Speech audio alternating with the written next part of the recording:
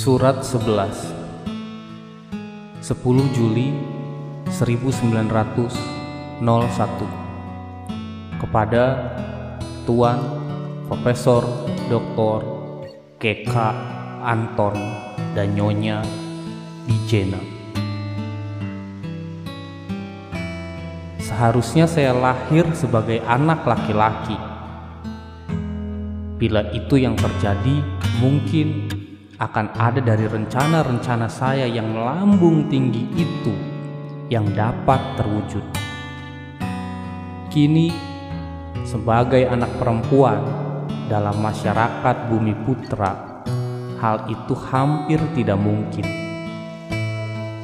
Dapatkah kita mengharapkan dengan sungguh-sungguh bahwa di Hindia yang biadab, terbelakang, terkantuk-kantuk, dengan murah hati akan mengizinkan anak gadis yang memandang dirinya manusia, makhluk yang berhak atas kesadaran batin yang merdeka, berhak berpikir bebas, merasa, dan berbuat. Timbul perasaan pada saya seolah-olah pintu surga terbuka secara tiba-tiba. Hal itu terjadi ketika beberapa waktu lalu saya membaca berita di koran bahwa pemerintah akan membuka kesempatan bagi anak perempuan bupati untuk belajar menjadi guru. Usaha siapa itu? Tentu tidak perlu saya terangkan kepada Tuan. Kami hampir seperti gila karena gembira. Hal itu sudah merupakan kemajuan besar. Peribahasa menyatakan dengan nyata sekali. Soalnya hanyalah mengayunkan langkah yang pertama. Kami mengharapkan sangat banyak dari rencana pemerintah yang bagus itu. Tapi itu akan sia-sia saja, karena kebanyakan kepala Bumi Putra yang dimintai pendapat mengenai hal itu tidak setuju. Telah berulang saya katakan kepada diri sendiri, saya berseru keras bahwa impian dan cita-cita itu beban tak berguna dalam masyarakat Bumi Putra kita. Kemewahan yang berlebihan dan berbahaya. Tapi yang mengatakan demikian itu hanya mulut yang dikarenakan bisikan otak yang dingin dan tak acuh. Hati, benda yang bodoh, tolol itu tidak dapat memisahkan diri dari mimpi dan cita-cita. Sedemikian dalamnya mimpi tentang kebebasan dan cita-cita lain yang berakar di hati kami. Sehingga kedua hal itu tidak dapat dimusnahkan tanpa sama sekali merusak dasarnya tempat mimpi itu. Dan cita-cita itu tumbuh dengan suburnya. Tuan baik sekali telah mengkhawatirkan masa depan saya. Saya sungguh-sungguh berterima kasih. Tapi, jangan lagi bersedih memikirkan saya, atau lebih baik kami tahu apa yang menunggu kami. Kami bertiga bergandengan tangan menempuh hidup yang bagi kami akan penuh dengan perjuangan, kekecewaan, dan duka. Yang disebarkan di atas jalan yang kami pilih tentunya bukan bunga mawar. Benar, jalan itu penuh duri, tapi kami sendirilah yang memilihnya karena cinta. Dan dengan cinta dan gembira pula lah kami akan menempuh jalan itu, untuk terus merintis jalan yang menghantarkan beribu-ribu jiwa saudara-saudara perempuan kami yang papa, tertindas dan terinjak-injak ke arah kebebasan dan kebahagiaan. Itulah mimpi tiga saudara, tiga gadis kakak beradik di tanah matahari yang jauh. Surat 12 11 Oktober 1901 kepada Nona Estela.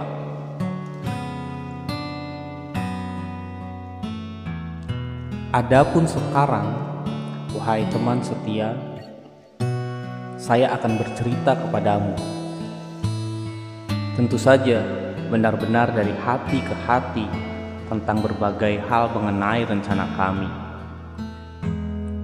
Jalan bagi kami untuk berdiri sendiri akan terbuka.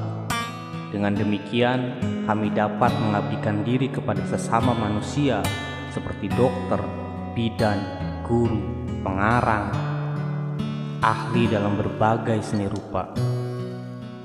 Kamu tahu bahwa pemerintah dalam hal ini diusahakan oleh Direktur Pengajaran, Ibadah, dan Kerajinan sedang membuat rencana untuk mendirikan sekolah bagi anak-anak perempuan Bumi Putra. Sebagai percobaan akan didirikan sekolah lengkap dengan asrama bagi anak-anak perempuan pembesar-pembesar Bumi Putra. Istri direkturnya bertanya apakah saya mau menjadi guru pada sekolah-sekolah itu.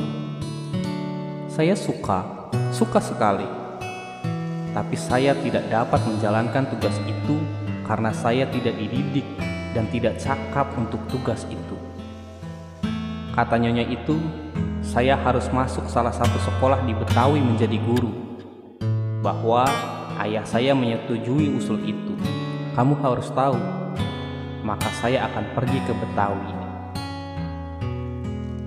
Kamu tahu kegemaran saya terhadap kesusastraan, dan tentu tahu juga bahwa saya bercita-cita menjadi pengarang yang berarti. Akan tetapi, orang tidak dapat mewujudkan dua cita-cita sekaligus. Setidak-tidaknya, saya tidak melihat kemungkinan menjadi guru. Tapi, menurut pendapat saya, pengajaran, pendidikan, anak-anak yang dipercayakan kepada kami itu suatu perkara yang sungguh-sungguh, bahkan teramat suci, sehingga saya tidak akan puas bila merasa tidak mampu mengerjakannya dengan baik. Sebagai guru pada sekolah berasrama, sepanjang hari saya harus mengasuh anak-anak. Ada lagi jalan lain yang terbuka bagi kami. Seorang dokter padri yang secara pribadi belum kami kenal, seorang yang ternama dan disegani, yang banyak mendengar tentang kami, dengan kehendaknya sendiri menawarkan kepada kami apabila mau untuk mendidik kami menjadi bidang dengan cuma-cuma. Dari pihak lain ada juga yang menawarkan kesempatan semacam itu. Kami sangatlah berterima kasih atas tawaran-tawaran itu. Bidan di Hindia sini sangat dibutuhkan. Tiap tahun di Jawa atau seluruh Hindia Belanda ini rata-rata 20.000 orang perempuan mati beranak dan 30.000 anak lahir meninggal karena pertolongan bagi perempuan bersalin yang kurang memadai. Kembali ke soal rencana kami. Untuk melaksanakan rencana kami itu, kami hanya menunggu izin ayah saja. Stella, maafkanlah seorang ayah yang bimbang melepaskan anak-anaknya kepada nasib yang tidak tentu. Sebagai perintis jalan yang pertama, kami harus memberantas perlawanan dan prasangka semua orang. Orang tua manakah yang tidak begitu mengharap untuk melindungi anak-anaknya dari duka cita? Saya tidak tahu apakah saya akan pergi juga untuk belajar ke negeri Belanda bila kesempatan itu saya dapatkan. Sekarang ayah sangat lemah, harus sering dijaga dan diperhatikan dengan sungguh-sungguh. Katakan hal itu sebagai suatu perkara kecil. Tapi Stella, saya tidak akan dapat tenang sekejap pun apabila saya tahu ayah menderita dan memerlukan pertolongan. Sedangkan saya jauh darinya memenuhi panggilan saya. Salah satu cita-cita yang hendak saya sebarkan adalah hormatilah segala yang hidup, hak-haknya, perasaannya. Masalahnya sekarang, bagaimana sebisanya menyelaraskan dua kewajiban besar itu. Penyelesaian sementara, saya merawat ayah, tapi tidak juga mengabaikan pelajaran. Di rumah, saya mempelajari sendiri tentang ilmu keguruan, sejauh yang dapat dipelajari sendiri. Surat 13, 18 Februari 1902, kepada Nyonya Abendanon Mandri. Datang sajalah Nyonya dan Tuan untuk melepas lelah di sini dari kesibukan kota Betawi yang ramai itu. Kami akan menggembirakan Nyonya, mengajak Nyonya menikmati kehidupan desa yang asli. Sangat sejuk, sangat sunyi, tenang, dan damai. Mengenai perkawinan adik, akan saya ceritakan saja. Sungguh, doa adalah mempelai yang manis. Ia kawin dalam pakaian wayang dan kelihatan cantik sekali. Malam hari pada waktu menerima tamu, ia tampil sebagai putri dalam dongeng 1001 malam. Ia mengenakan cadar dan mahkota emas. Seperti dongeng, sesuatu yang baru pasti akan ditiru orang. Residen Sistov menghadiri seluruh rangkaian upacara. Dia ingin sekali untuk terakhir kali melihat adik seperti masih sebagai gadis. Dia dan yang lain-lain ingin sekali untuk terakhir kali berjabatan tangan dengan adik seperti masih sebagai gadis. Tapi hal itu tidak mungkin. Mereka hanya bisa memberi salam kepadanya dengan mata. Bagaikan patung yang terpahat dari batu, duduklah adik di sana di muka pelaminan yang bersinar-sinar keemasan. Lurus tegak kepalanya terangkat dengan tegap. Pandangan mata lurus ke depan, merenungkan hari depan yang akan segera tersingkap. Lazimnya air mata mengalir, bahkan orang-orang lain terharu. Tapi baik dia maupun kami berdua tetap tenang, dingin dan tiada bergerak, dan tetap demikianlah keadaan kami. Gamelan, musik, dupa, dan bau bunga-bungaan tidak mampu menimbulkan rasa haru sedikit pun pada kami. Membayangkan perpisahan di antara kami, orang-orang menjadi ngeri dan tercengang-cengang. Mula-mula dan sekarang, perhatian orang masih selalu tertarik kepada kami. Orang ingin sekali tahu bagaimana sikap kami menghadapi perpisahan itu. Kami masih berbicara dengan residen mengenai rencana kami malam itu juga. Bayangkan, di tengah-tengah keramaian perayaan kami berbicara tentang perkara yang amat pelik dan amat lembut. Tapi itu satu-satunya kesempatan untuk berbicara dengan dia seorang diri. Kami harus cepat-cepat melakukan hal itu. Dan di sekeliling kami banyak orang, sekali lagi banyak orang. Di tengah-tengah dedaunan dan bunga-bungaan, di tengah kilau kemilau sutra, kecemerlangan emas dan permata, di tengah berdengungnya suara dalam lautan cahaya, di sana kami duduk memegang gelas sampanye. Waktu itu tengah malam, kami membicarakan soal-soal pelik. Sebelumnya kami tahu bahwa ia akan mentertawakan kami dan paling sedikit menganggap kami gila. Kami tidak takut. Mula-mula ia berbicara dengan saya, kemudian dengan Rukimi. Barangkali untuk mengetahui apakah kami saling membeo atau tidak. Kerap kali ia meninggalkan kami dengan perasaan yang tidak terlalu senang, tapi berkali-kali kembali juga untuk memulai pembicaraannya dari permulaan lagi. Ada pertanyaan yang hendak saya ajukan ke Nyonya. Apabila Nyonya bertemu dengan teman Nyonya, Dr. Snow, sudikah Nyonya bertanya kepada beliau tentang hal berikut? Apakah dalam agama Islam juga ada hukum akil balik seperti yang terdapat dalam undang-undang bangsa barat? Atau sebaiknya saya memberanikan diri langsung bertanya kepada beliau? Saya ingin sekali mengetahui tentang hak dan kewajiban perempuan Islam serta anak perempuannya. Terakhir, sebagai penutup, saya sesalkan sedalam-dalamnya bahwa HBS Putri ditutup. Hal itu sungguh keterlaluan.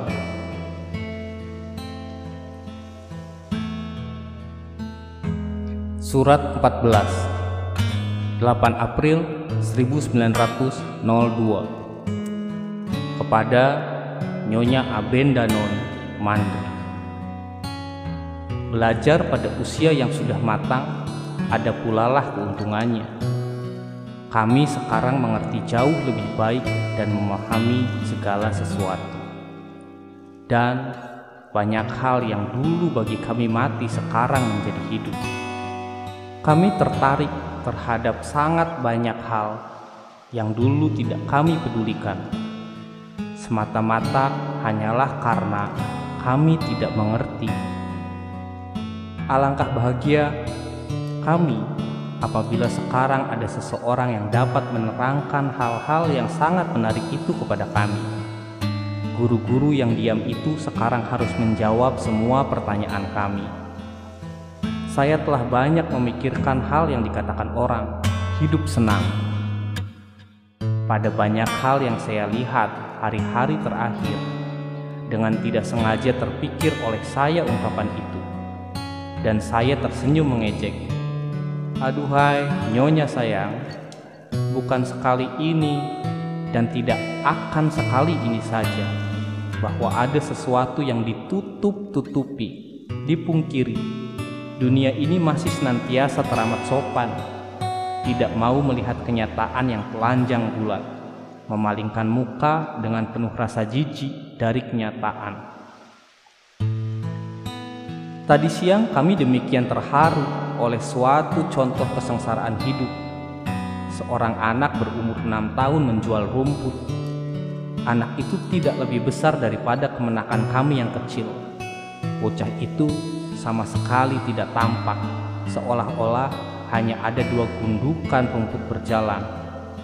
Ayah menyuruhnya datang dan di situ kami mendengar cerita.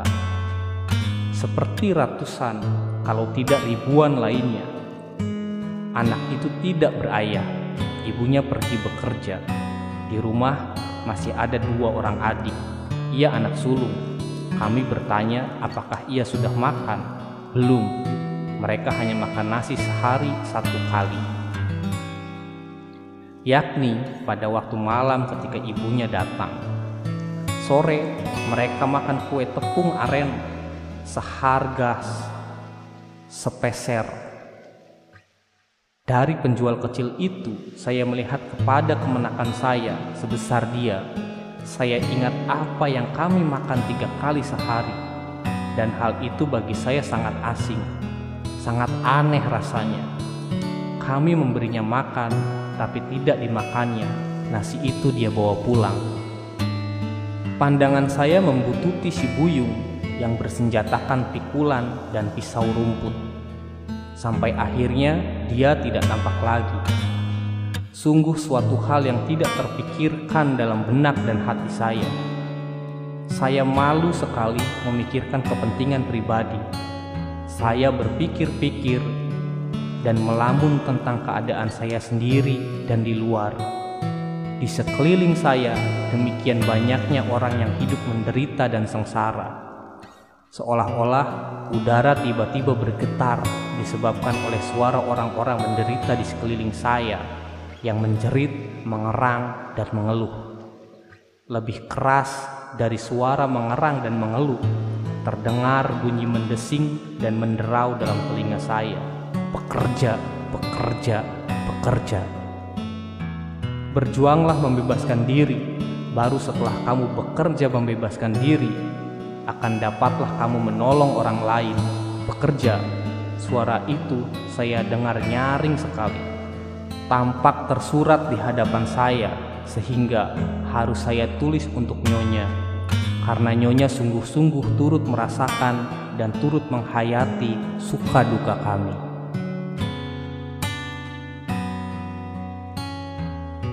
Surat 15, 10 Juni 1902. Kepada Nyonya Abendanon Mandi. Sesudah bahasa, ilmu bumi sangat menarik hati saya. Saya juga suka berhitung. Tapi mengenai sejarah, saya masih selalu tegang. Bukan karena saya tidak suka sejarah. Justru sejarah paling menarik dan orang bisa banyak belajar darinya. Tapi bentuk penyajiannya dalam buku-buku pelajaran itu kurang menarik bagi saya. Dalam mata pelajaran itu, harus ada guru yang mampu membuat sesuatu yang paling kering menjadi menarik. Yang sangat saya gemari dari sejarah adalah sejarah zaman kuno. Sayang, hanya sedikit sekali terdapat dalam buku-buku itu. Itulah yang ingin benar saya ketahui. Sejarah bangsa Mesir, Yunani, dan Romawi kuno. Kami sekali-kali tidak hendak menjadikan murid-murid kami sebagai orang-orang setengah Eropa atau orang-orang Jawa yang kebarat-baratan. Dengan pendidikan yang bebas, kami bertujuan terutama sekali akan menjadikan orang Jawa sebagai orang Jawa sejati. Orang Jawa yang dijiwai dengan cinta dan semangat untuk tanah air dan bangsanya. Dengan penyilangan tanaman atau binatang dari berbagai macam diperoleh jenis tanaman atau binatang yang unggul. Bukankah hal itu juga berlaku bagi adat istiadat bangsa-bangsa? Apabila sesuatu yang baik dari bangsa yang satu dicampur dengan sesuatu yang baik dari bangsa yang lain, tidakkah campuran itu akan tumbuh adat kebiasaan yang mulia? Kecuali mata pelajaran pendidikan dasar yang umum dan pekerjaan tangan, saya ingin benar-benar agar sekolah-sekolah kami diajarkan satu mata pelajaran lagi, yakni pengetahuan tentang tubuh kita, bentuk dalam dan bentuk luarnya, serta tugas yang dilakukan tiap bagian jasad untuk mempertahankan hidup dan kesehatan. Tidak akan terjadi banyak kecelakaan atau bisa diperkecil jumlahnya sampai batas terendah jikalau pengetahuan yang berguna itu dimiliki banyak orang. Pengetahuan ilmu kesehatan, ilmu merawat, dan ilmu membalut itu harus merupakan bagian dari pendidikan kita, saya rasa. Suatu ketika akan terjadi dalam hidup manusia, lebih-lebih perempuan, harus berdiri di depan ranjang sakit orang-orang baik yang dicintai maupun yang belum dikenal. Celaka benar kalau kita tidak dapat berbuat sesuatu.